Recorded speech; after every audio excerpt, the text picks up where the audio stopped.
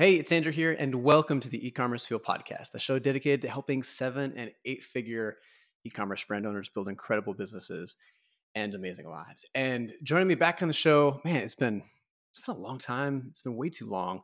The very well-known Mr. Bill D'Alessandro, most frequent co-host, and just someone. Bill, when you're on the show, I always look forward to the podcast in general, but when you're on, like, I know it's going to be a good episode. So very much looking forward to this, and welcome back, man. Thanks. I always feel most at home on the ECF podcast. I do other podcasts. I have my own podcast, but I feel like this is home. This is where I got started. So I'm always glad to be back on ECF. Oh, well, thanks, man. You've been doing acquisition. So if you're not listening to Acquisitions Anonymous, this is a podcast. Well, I'll let you tell people about it because it's a cool show, man.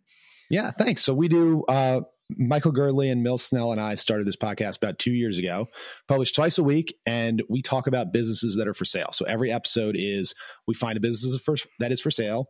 Probably 25% of them are e-com businesses, actually, but we do all kinds of different industries. And we break them down and we basically talk about what makes this a good business, what makes this a bad business, what questions would I ask if I were buying this business, how would I raise capital to buy this business? How would I structure the deal? All kinds of things like that. And I'm very lucky to have two very smart co-hosts from very different walks. I'm like the e-com guy. Michael is the software guy and has been investing in all kinds of stuff for his whole career. And Mills is like the industrial construction, dirty businesses guy. Mills owns a roofing company. So it's just very, very interesting group of guys. It's fun for me. And the thing super interesting from a production standpoint, which probably doesn't interest hardly anybody, but I'm going to touch on this. The concept, like, like even coming up with something new and fresh to talk about every single week is always can be a little challenge when you're hosting a show. But you just have this built-in feeder of ideas and topic discussions to talk about. So which is brilliant from a creative standpoint. Yeah, well, it's fun. The cool thing is, if you're listening, send us a deal. We take listener suggestions. So people send us deals to do, and we review them live on the pod. So we kind of have a backlog. People are just sending stuff in, and really interesting things people uncover and send to us. Yeah. So check it out, Acquisitions Anonymous. And also, of course, you're the owner of naturaldogcompany.com. We may touch on that a little bit later. But we're going to, in just a minute here, talk about kind of the theme for today is some of our biggest wins and biggest losses. I mean, we've been, because we got connected, we've been probably friends in the online space for a decade at least. And if not more. I still remember how we met. I read your blog. I remember vividly where I was the first time I ever spoke to you. I was in it was that bad of that infamous of an experience. Infamous. Yes. I was in my hallway home office in Denver in a house I was living in with 3 other guys. And I read your blog, the e-commerce blog, and you were a former investment banker and I too am a former investment banker. And I'm reading it, I'm like, oh my God, this guy is just like me. And I basically sent you probably the lamest email ever. And I was like, dude, we got to be friends. Like, let's have a phone call. And we talked, we set up a phone call and we ended up talking for like 90 minutes about all kinds of stuff. And at the end of the phone call, I said, geez, this was so great. If only there were a place where we could meet more people like this and connect.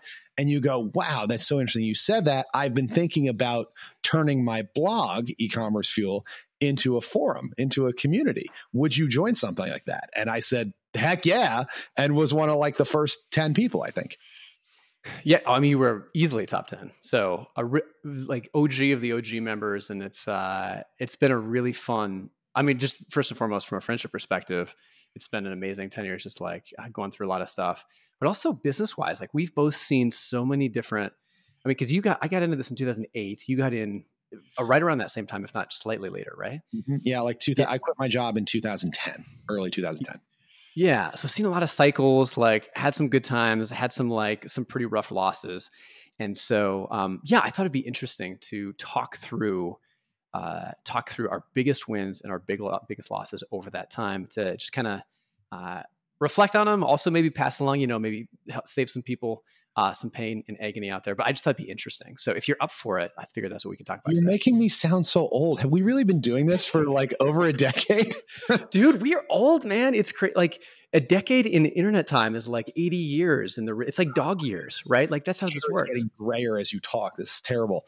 Yeah. I didn't know this was like the old timers give advice podcast when you invited me on. Oh, dude. Okay. Our podcast producer is going to use the filter to make you sound like you're at least 80, you know, like just kind of the cracking voice and the age. So we got to work that in here. Yeah. Let's start with, I figure we could start with losses to get those kind of, you know, give me the bad news first kind of thing. So you want to kick us off here? Your first biggest loss that you can think about or mistake. And these could be tactical. These could be like very discrete thing. Like, hey, I didn't hire this person who wanted to be just an absolute game changer for someone else's business, and they put us out of business, and I regret it. It could be discrete, or it could be more of a trend thing, kind of a habit or a pattern you've seen in your business career. So I'll let you kick us off though. So I had no problem coming. You said, Bill, come with 3 wins and 3 losses. And I was like, oh, the losses just rattle off. Like I could we could do 4 more episodes. Can we just do all losses? 6 losses, no wins. All losses. So many losses. But the first loss for me, as maybe some listeners may know, you know, for almost a decade, my business was called Elements Brands, and we were a roll-up of e-commerce brands. So what is now known as an e-commerce aggregator. I started doing that in 2013. I did my first deal. But we were not an Amazon aggregator. We were a e-commerce aggregator. I still hate that word, but it's the most descriptive for what we did. So we rolled up 8 brands from 2013 to 2018. And one of my biggest misses was not raising a ton more money. I mean, this is probably the biggest miss of my entire career. I mean, I was way early to the e-com aggregator thing, like 5 years early. And that was in 2013, you could buy great e-commerce businesses for 3 times EBITDA. And there were tons of them. It was fish in a barrel. And I should have raised $50 million. I should have called in every favor I had and gone absurdly hard. And I could have built, I mean, I've had plenty of success and I'm very happy with the way it worked out, but it could have been Thrasio scale business had I gone harder. If I'd raised a lot more money, not been focused on owning as much, been willing to own less, and bought more and bigger businesses early. And we can talk more about why bigger is key also. Yeah. You mentioned Thrasio scale, but I don't think you would want to be in Thrasio's shoes right now, for example. So like, do you feel like some of those, could you have done Thrasio scale without having some of the Thrasio implications in terms of their business model that's kind of been problematic coming down the line? Well, why did Thrasio hit the wall, right? A couple reasons Thrasio hit the wall. One, and most, is they bought garbage brands. They bought so many garbage brands. They raised so much money, and they just bought anything with a pulse. Brands, huge air quotes if you're watching this later on video. Yoga mat brands and hair clip brand, stuff that were not brands, right? That did not have real moats or staying power. So that was one place Thrasio screwed up. And that was one thing that we never did, is we only bought e-commerce. We only bought .com consumable product brands. We also stayed tight in healthcare and personal care. And this is the other way that Thrasio screwed up, is they bought anything and everything, like all kinds of brands in any category, no synergy, no strategy synergies at all between them, anything, right? They also way overpaid. I mean, they were paying tons of money for garbage brands and using almost all debt. And then the other mistake they made, which I made too, and we'll talk about later, is they tried to kind of spread synergies across all the brands, right? So I think those are the things that did in Thrasio, but our model did not have a lot of those flaws. We were not focused on Amazon. We were focused on one specific category. We were focused on consumables. We only bought real brands. I feel like we really had the thesis, and I just absolutely missed a massive opportunity not to go harder. Like biggest miss I've ever had. It's funny. So my first loss is a good segue into mine. Started a couple years earlier than you, in 2008. And my biggest, starting out, was drop shipping. And you think 2008, this was 15 years ago. Traffic was so cheap, right? 15 years ago online, it didn't seem like it at the time. Like you never have any perspective in the moment, but traffic was so cheap.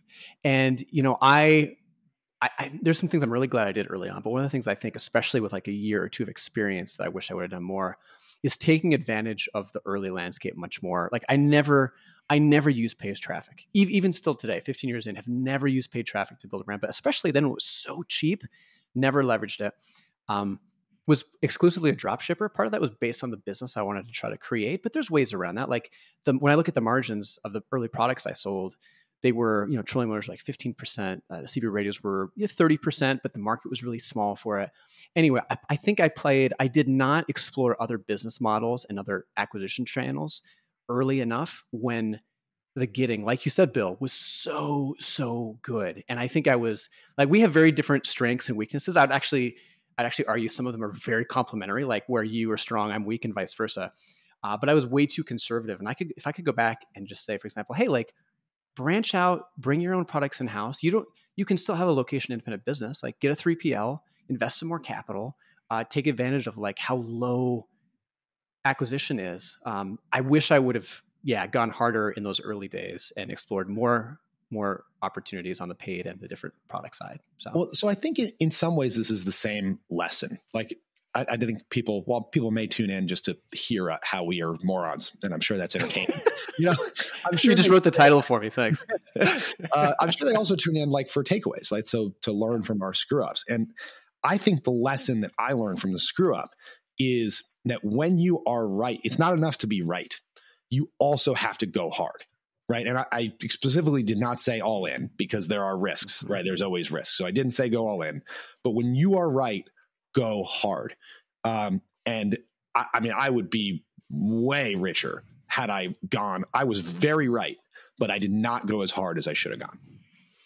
Yeah. Well, even investing in general, like this is one of my new rules for investing. There's been 2 or 3 times where I have had a high degree of conviction around something and I put a little money in and it was nice. It was like on paper, the ROI, the IRR was phenomenal.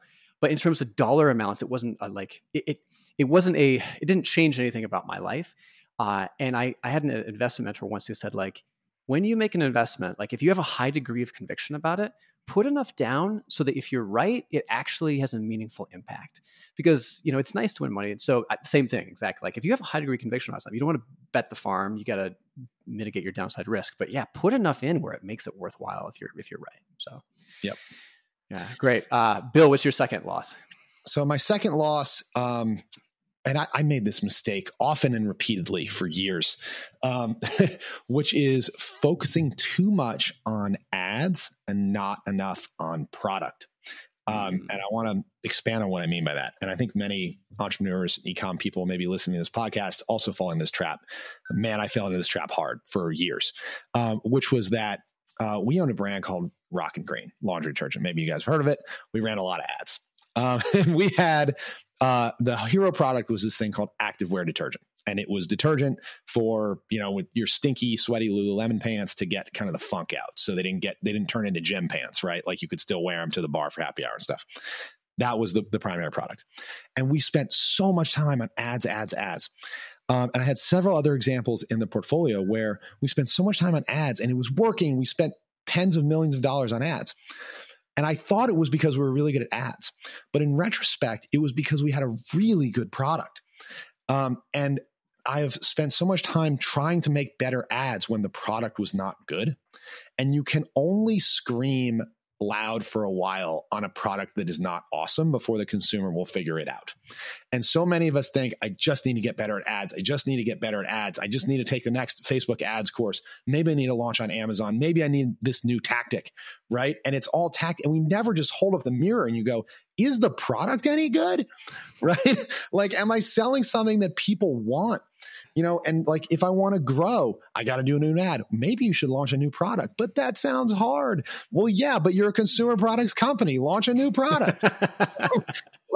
just this, it seems so face slappingly obvious, but it took me years to figure out that like the way consumer products companies grow is by launching new products. And like, yeah, you need hero products and it's great to get scale, but like ultimately the first thing you should do if you're struggling to grow is to look in the mirror at the product and the brand and say, are these perfect? Do I have fit here? Versus, taking an imperfect thing and trying to amplify with ads. Yeah. Well, and even apart from people figuring it out, your creative is going to be better. Like your testimonials, your UGC is going to be better because, people, it comes through. Like when you hear some people are great at faking, but you can tell, not always, but often when people genuinely care deeply about something, and just it helps with word of mouth, which I would say, we'll talk about this a little later. I think word of mouth is becoming is the ultimate form of marketing, especially in like the hyper competitive for attention, hyper untrustworthy kind of world that is being created around us, I think, increasingly. So yeah. So that's just been a big mistake. I wasted, no joke, millions of dollars, right? Because when you have a product that's not great, your ROAS is garbage, right? When you have a product that is great, you magically have good ROAS and you think, oh, geez, I must be such a good marketer, right? So look at the product. The product's got to be awesome before you turn up the volume on ads. I made that mistake many, many times. Yeah, that's a great one. My next one is actually kind of the opposite about that. Yours is you make a great product, launch more things. My second big loss is getting distracted with so many different side projects versus going all in on one thing. And this is classic. This is I think classic entrepreneur shiny object syndrome. But I mean, even within the core existing business for e-commerce fuel, I mean, we tried to do like very EO style masterminds. We tried to launch a job board. We did a sub community for non-owners for a while.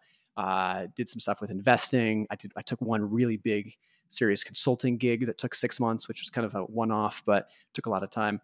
And for most of those, the common theme was, I want to grow my business horizontally, right? Like I want to increase the width of the business and where we can impact and where we can grow. Whereas I think about now, like there's so many opportunities now, and especially in retrospect, where what we had wasn't dialed in enough. Improvements I could make on our existing marketing, on our existing, like to your point, to the product, so many things where it wasn't, I mean, if it was at 95%, 95%, okay, maybe you can start widening out, but there's so much room that I had to really just improve the quality of the product and streamline everything that we had. I had no business trying to branch out into all these things. And sometimes you have to, like, sometimes you need to add things for your members or new products. Like you have to at some point, but I think far too often, at least for me in my background, if I could have all, I mean, if I look at all of those, probably have 3 to 4 years of time that didn't go into the core thing that I'm doing today. And if I could take that and refunnel that back into, the core focus of what I was doing that whole time for business, it would have been 4 years of progress and ahead of where we are now. So I mean, I call shiny object syndrome entrepreneur's disease, and it is a disease, right? Because it fractures your focus. I have a funny story about that. Some people may know I had a software business called Order Circle for a while. It was like a cart for wholesale, essentially. Yeah. We used it, man. I remember using it. Yeah. And I plugged it on this podcast a long time ago. We ended up selling that business, but while I owned it, I screwed up. Like we screwed up a customer, something because of an oversight in the software. And my contract Ukrainian developer, who was awesome, by the way, but in the same way, when you work with people that are English as a second language, they sometimes have this incredible way of just being blunt because they don't know enough English to sugarcoat it for you. So it often comes to like they say exactly what they mean, like literally sometimes. And this guy knew who I was, and he, followed me on Twitter. He knew I had my fingers in a bunch of pies. And he basically said, "Hey man, don't worry about it. I guess maybe all the business stuff you do and all the balls you have in the air finally caught up to you." And I was like, "Oh my God, you're right. Like, that's extremely insightful, a Ukrainian guy." And he was right. And I sold the business basically because of that. I realized I couldn't do all this stuff well, simultaneously.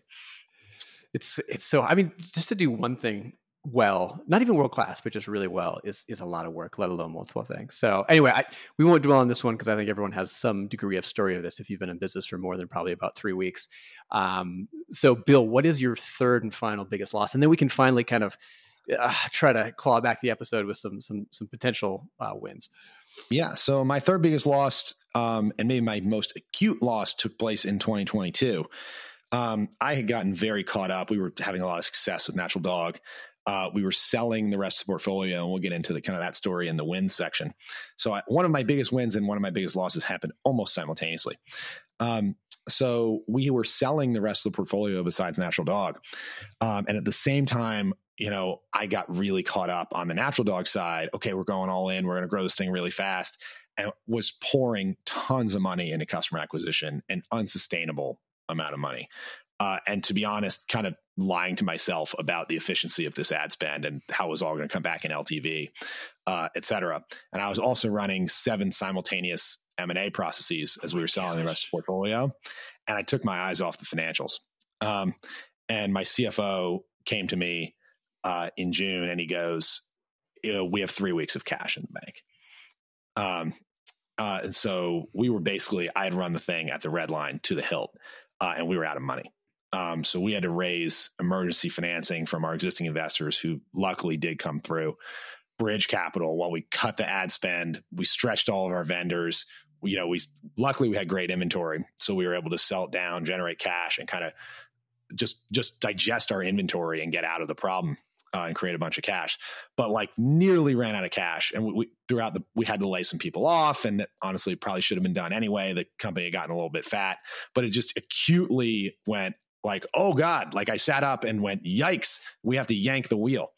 And I should have caught it sooner. I mean, I should have not gotten caught up in revenue at all costs. That was early 2022 was right before the wheels fell off everything. And it was all about revenue, and it was revenue multiples, and people were putting up eye-popping numbers on Twitter. And I said, we're doing this. This is great. And I took my eye off the bottom line. And that is a lesson that I will never forget because I almost lost the business. Yeah. So I know that was a super hard time. Probably, I would guess correct me if I'm wrong, but probably the hardest time you had in business. Yes. So how do you, running the business now, what are you religious about having that kind of in the back of your mind, not wanting to go back there, that you do differently now? We're religious about cash flow forecasting. What cash did we generate yesterday? We do daily cash flow gen and track it. And then we forecast it out daily for a year. Well, for 180 days, half a year with resolution. And then it goes to monthly after that. So we do a rigorous cash flow forecast now. So I know every day that we have a exact day that the vendor bill is due, when the credit card bill is due, I can tell you what my bank balance is going to be in 4 or 5 months, within 1 or 2% confidence. And that was a level of rigor that we did not have. And a level of rigor that I cannot emphasize that every e-com business, every inventory-based business should have, because your income statement is not your cash flow statement. And understanding that difference, but not understanding that business almost put me in the grave. We had $5 million of inventory, but we were almost out of cash, right? So, and the income statement looked fine, but we had overbought on inventory for sales growth that wasn't there. And then as soon as the income statement got bad, we didn't have any cash. It was all on the shelf. So would you do that? Are you just doing that in a really customized spreadsheet, or do you have some kind of tool or enterprise tool you're using to do that with? I'll tell you what, man, I have tried all the software tools and nothing beats a good old Google Sheet. We have, if my consulting clients, I have this Google Sheet that I bring to them, and it's based on this system that makes my CFO snicker, dump and run. So basically you dump. I can't imagine why. He giggles every time. So it's called dump and run. And basically you dump a CSV, there's data tabs at the back of the model. You dump a CSV from Google, you dump a CSV from Shopify, et cetera. And there's formulas that generate out the daily income statements from that. Got it. Very cool. All right. My final loss here, biggest loss. We're doing, just hit around the 500th mark for doing podcasts. Been doing this for a decade. And only now have I started recording these episodes to put on YouTube. 500 episodes in, and so many different, the big mistake here is I have not repurposed or promoted our content anywhere close to as well. Because really a big part of what I've done for the last decade, even when I was doing e-commerce, was putting out content, blogging early on, and did a really good job of it. That's how I built the brand. But so many episodes could have been recorded and put on YouTube for driving traffic in the long term. So many episodes I could have handed off, found someone, built a system to take some of the insights, write them up, write some blog posts, be able to go in there, do the work once and have it have different areas. And I think you can also overdo this too, right? We all have seen the people who have written a post on Twitter and tried to bring it over to Instagram or LinkedIn. And like, there's subtle nuances. If you don't do it properly, you definitely lose the native feel of the platform and it doesn't perform as well. But man, there's so much. And I also think about like the e-commerce trends reports and State of the Merchant that I would spend a ton of time on and just wouldn't promote enough, right? Like all this time and effort. So for me, thinking more about, okay, man, how do you build a machine that takes what you do and gives you a lot of leverage? Like leverage is one of the big themes I'm thinking about going forward this next year or two. Like how do you create, every day I have a prompt that's like, how am I going to create even a little bit of leverage in the business today? Because media is such a great leverage multiplier, but you got to set it up right. You got to be able to get it out there. You got to build the systems to make that happen. And I just haven't done that. I've wasted, wasted is the wrong word, but I have grossly underutilized the leverage I had there by creating assets that I could turn into media. So. Yeah, I mean, you look at our mutual friend Steve Chu, who does I think a great job of this. Great podcast job. And Instagram and Twitter and all. Phenomenal job. And I think it is actually one of the huge assets that you have in e-commerce fuel. I mean, obviously this is the e-commerce fuel podcast, so people know what ECF is. But even like you hire these reporters to do research projects on what's going on. We have in the community, you have experts posting regular updates. You have this incredible podcast resource where people come on and drop incredible knowledge. I still think this podcast that we're on right now is one of the most underappreciated assets in the e-commerce universe. I mean, there are e-com podcasts that outrank this one, and I don't think there are any that are better than this one. Yeah. Well, thanks, dude. I appreciate it. We're both a little bit biased here, but I'll take it. There's a lot of really good e-commerce operators and podcasters out there now. So I don't know if that's the case, but yeah, it's just, man, repurposing the content you have and creating leverage was my biggest loss. Bill, all right, we're in the gutter. We've got just like mud all over us. A few shreds of dignity left. Let's try to get back into the win section here. Since you kicked us off with the losses, why don't you kick us off with your first win? Yeah. So also one of my biggest wins happened, in the front half of 2022, which was my board and I made the decision to sell almost all of the the Elements brands portfolio and go all in on Natural Dog. So we sold 7 brands in kind of late 2021, early 2022, which in retrospect turned out to be just before sort of the aggregator bubble all came apart. And we sold half of those brands to aggregators. So we were able, I think the peak of the bubble was like early 2021. And we probably should, if we had sold 6 months earlier, we would have done even better. But we definitely sold before the music stopped. And very, very glad that I can't imagine the world of pain that we would be in now, owning 8 brands with no way to exit because the M&A market is dried up. The iOS 14.5 thing is bad. I mean, it would have been real tough. We sold at exactly the right time. I feel in retrospect, very grateful. I mean, obviously in retrospect, it was the right move. At the time, I can't imagine selling 9, you said 9 brands at once? Like 7 how did you, 7 brands?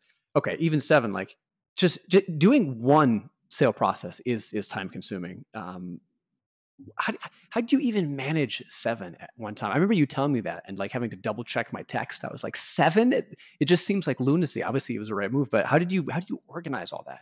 It was crazy. I mean, well, first of all, shout out to our friends at Quiet Light Brokerage who helped us through that. That was not a paid mention. I hired them to help me sell most of those businesses, and they did a phenomenal job. So shout out to the folks at Quiet Life. I do think they're the best e-com brokers in the game. They helped a lot. I also had a full-time corp dev guy to kind of on our team that was doing acquisitions when we were buying, and then he flipped to doing divestitures when we were selling. It was very hard. I had a full-time 6-figure person running it, plus my involvement, plus my CFO's involvement, plus Quiet Light, running all those processes. It was a lot. It was a full year of really hair on fire. That's insane. Well done on getting that done, especially in the timing. The timing is so good. All right. My first win was when I think about the business pacing I've had over the last 10-ish years. I feel like I've been very happy despite like temptations to the contrary with the business pacing, the level of growth, and kind of holding the trajectory and the vision I had for my business, even from the early days. So, I mean, Bill, I remember sometimes we'd sit down and talk, and And I think as an entrepreneur, you're always tempted to like compare yourself to other people and go bigger or go after this, or like, why am I not doing X, Y, or Z? And hence, shiny object syndrome. But like when I think back, the business is, I have a relatively small business relative to even a lot of people listening here. But I'm really happy with the cadence of growth being slow and consistent over time. So there've been times like in any career where you just have to go all to the wall and it's rough.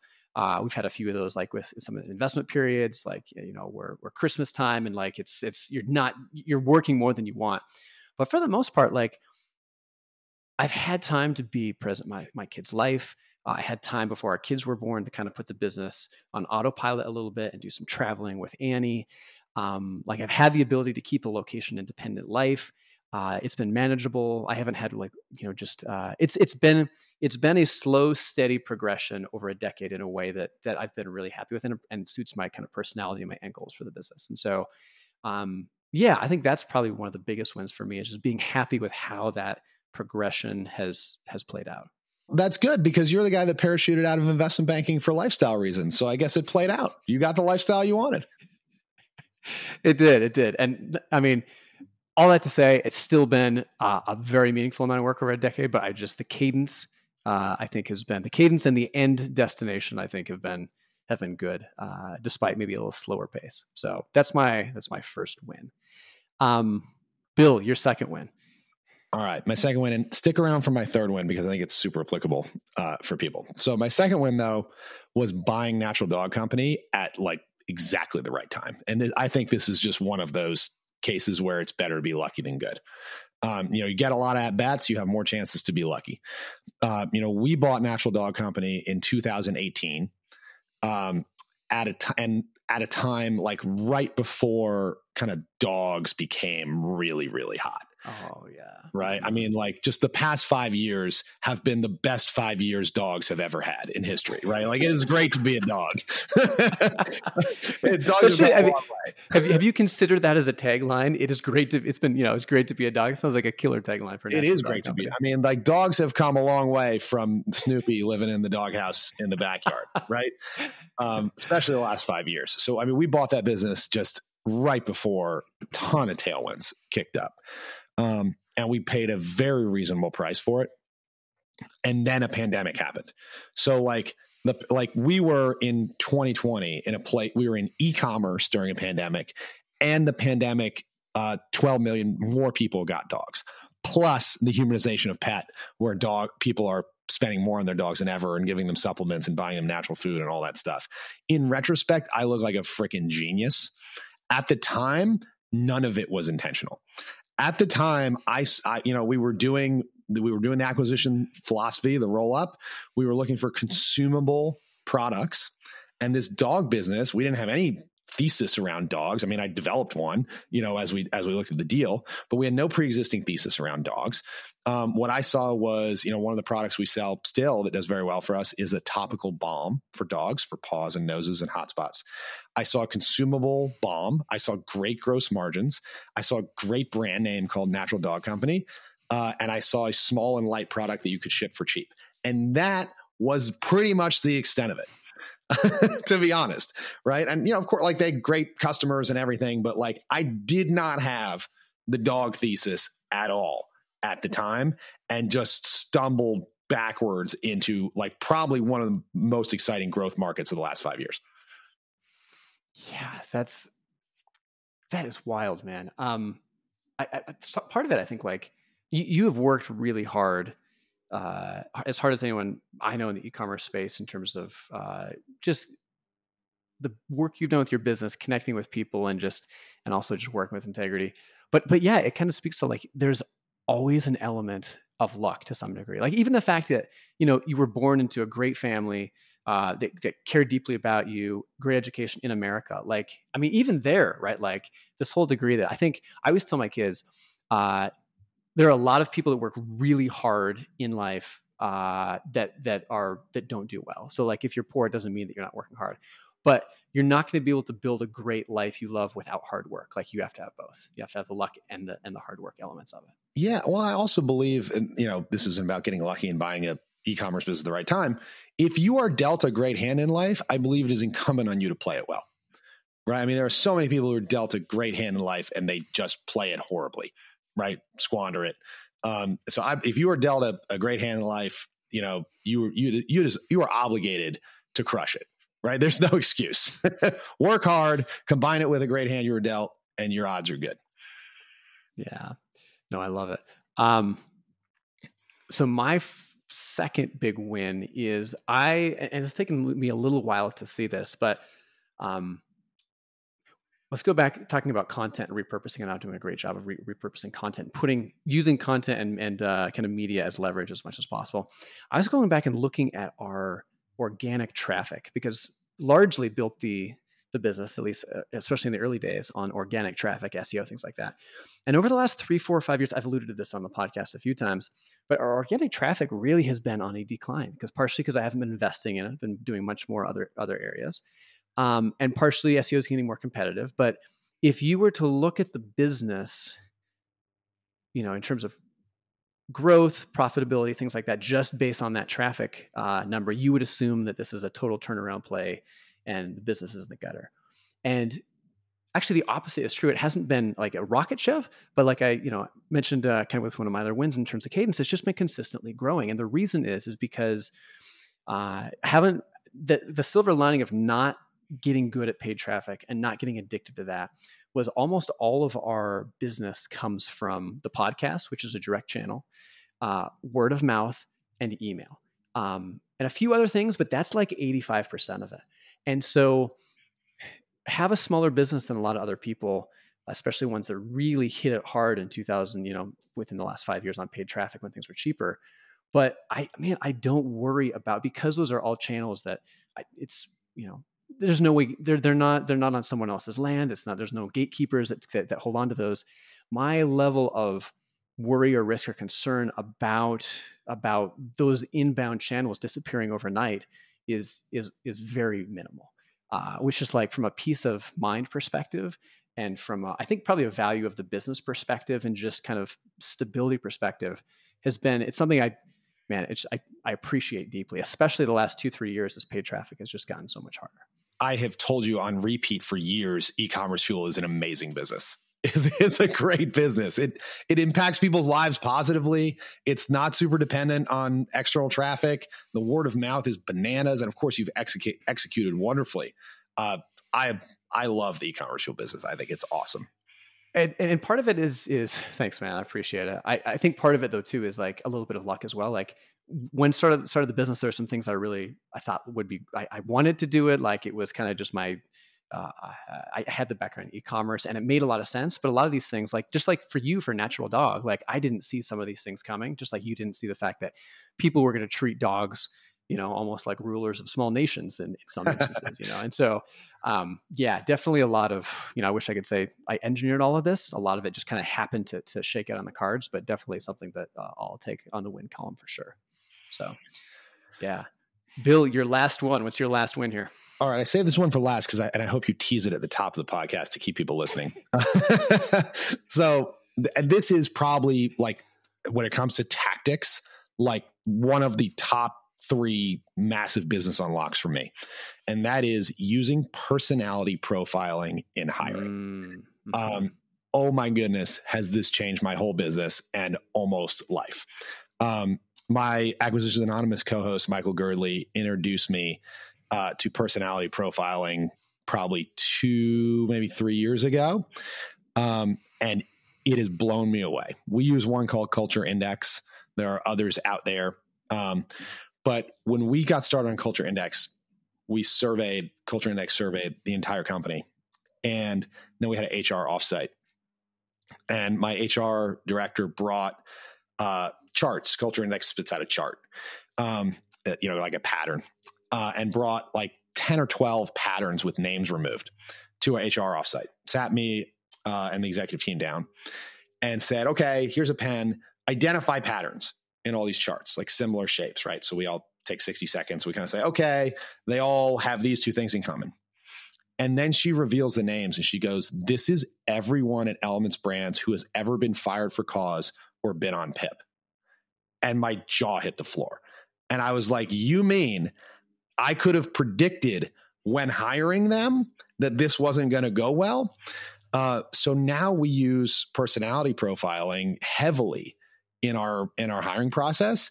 And it has changed. Our hit rate has gone through the roof. So not only has our hit rate gone through the roof as far as good employees, our culture is better than it's ever been because we are able to hire people who are compatible with each other and compatible with the roles that they're being hired into. They're more likely to succeed.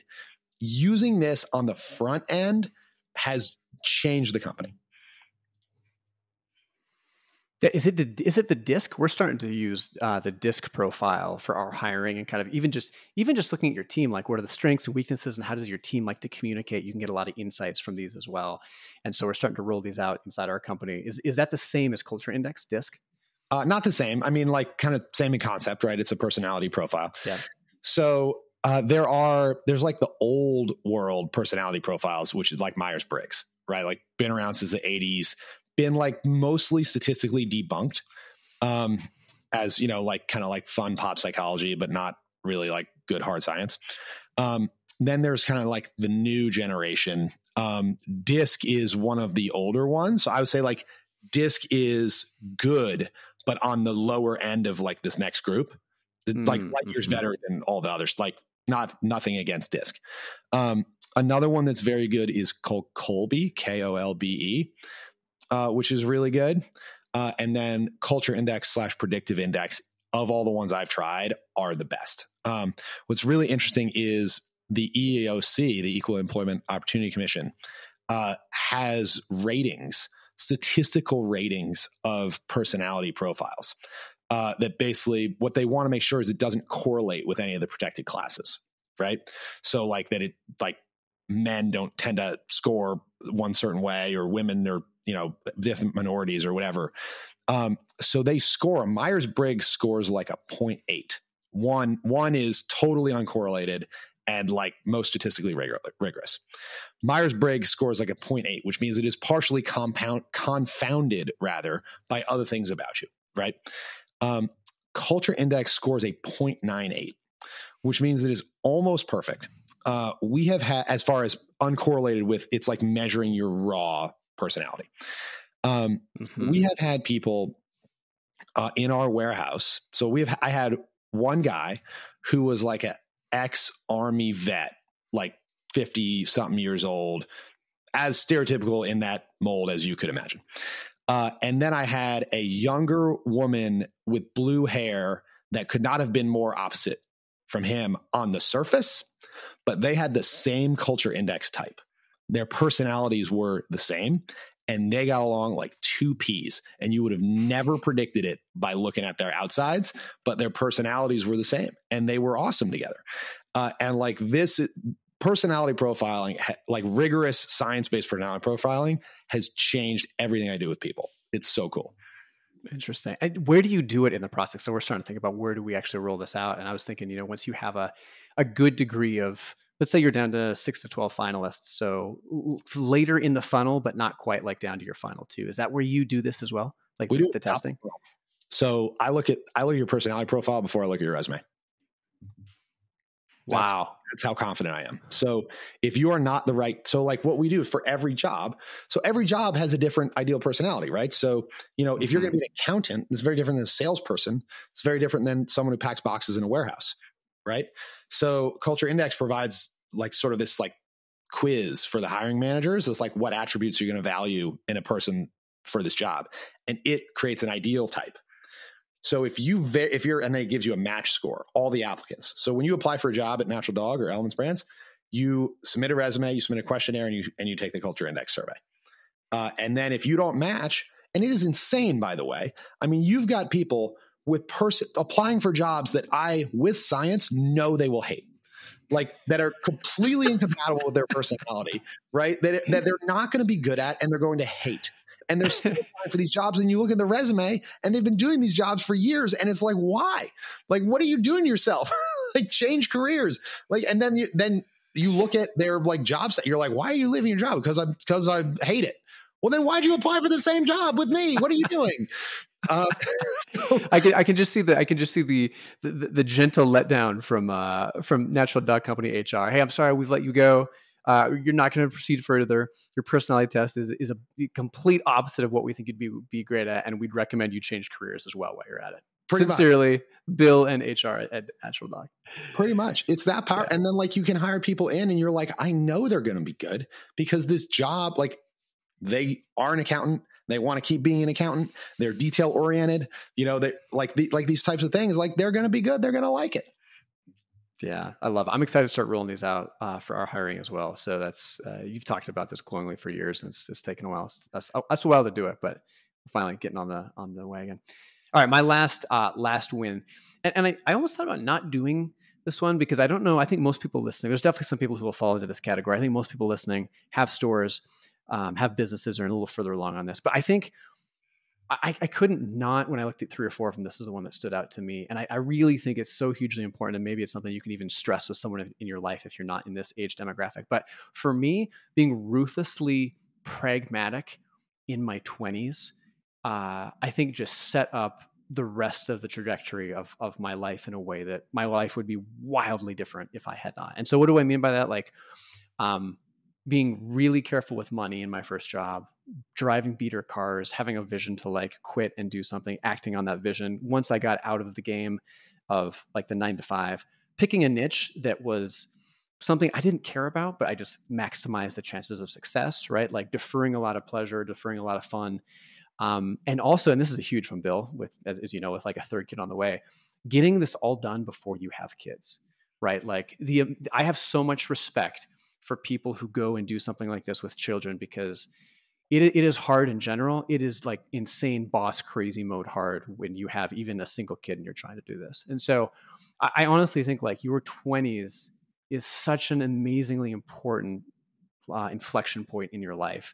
And if you know someone who's kind of there, who aspires to do things, but they're not taking their 20s seriously, I think like if you care and love about them, sit them down and be like, this might be your shot to like really create the life you want, because it only gets exponentially harder to change directions as you go down the road. And so for me, thinking back, even though there's some more tactical ones, I was like, I think this is the keystone win for so much of what came after it. I think that's a little bit of a hot take, right? Because so much of current culture is like, find yourself in your 20s, travel, it's no rush. Like, don't worry about it. But I agree with you. Like, I went hard in my 20s. Like, I had fun, but I went hard. And I was by 30 ahead of a lot of my peers who spent their 20s finding themselves and, not being deliberate. Yeah. And I mean, you could do a little bit, right? Like, you don't have to spend, every month of your 20s. If you take 6 months off between when you graduate college, I think like I'm going to encourage my kids to take a period of time and travel in between college and when they go to work, right? But spend the vast majority of your 20s busting it, right? Because I think you can there's a few of us that'll get lucky and have great 20s and magically stumble upon success later in their 30s. But I think for the most part, like, you got to pick what part of your life is going to be where you really want to sacrifice and grind and build something, right? Do you want to do it in your 20s when you're young and you don't have kids and you've got some flexibility and those like 12-hour days aren't as bad? Or do you want to do it when you're 41 and trying to do it with potentially a couple kids? Maybe not. Some people don't want to have kids, of course, but it's even as you get older, Scott Galloway on Prof G said something. He's like, it's much easier to have fun and enjoy life without money when you're younger versus when you're older, right? Like, dirtbag friends get in and do a $200 road trip for a week and a half. Like, you'll have a great time. You try to do that when you're 45, you're going to have less of a great time. So I don't know. I strongly believe like, if you can really make your 20s count, it really can set you up, or you have a much higher degree of probability of setting yourself up for a great next, 30s, 40s, 50s and beyond. So. Yeah, there is in the same vein, and that takes a little bit back to the personality profiling. There is an absolutely killer book about this. If you know someone in their 20s and they seem a little bit lost, there's a book called Defining Decade, which is one of the best books I have ever read. And it is entirely science-based. It's inspirational too. And it basically says like, all this data that says the 20s sets the tone for your whole life.